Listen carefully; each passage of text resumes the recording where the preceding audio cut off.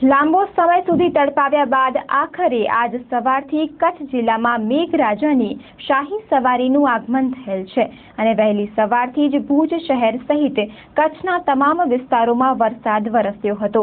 ભુજ શહેરમાં આજે સવારના 6 વાગ્યાની આસપાસ વરસાદ શરૂ થયો હતો, જેના પગલે ભુજવાસીઓમાં આનંદ છવાયો હતો અને વહેલી સવારથી જ લોકો સિઝનના પહેલા વરસાદની મજા માણવા માટે નીકળી પડ્યા હતા।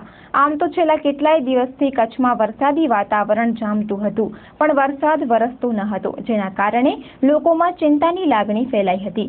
જ્યારે આકાશમાં વાદળા જામે ત્યારે પવન ફૂંકાવાના કારણે વરસાદ થતો ન હતો અને વાદળા વિખેરાઈ જતા હતા। ત્યારે આખરે આજે સવારથી કચ્છમાં મેઘરાજાનું આગમન થયેલ છે।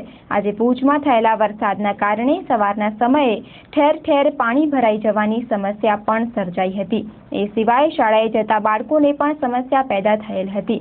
શાળાએ જતા બાળકોને મજા પડી ગયેલ હતી। જોકે આજે શાળાઓમાં પ્રમાણમાં હાજરી ઓછી દેખાતી હતી અને વરસાદના પગલે વિદ્યાર્થીઓની સંખ્યા સાવ ઓછી હોવાના કારણે અમુક શાળાઓમાં તો રજા પણ આપી દેવામાં આવી હતી, જેને પગલે વિદ્યાર્થીઓએ વરસાદમાં પલળવાનો આનંદ પણ માણ્યો હતો।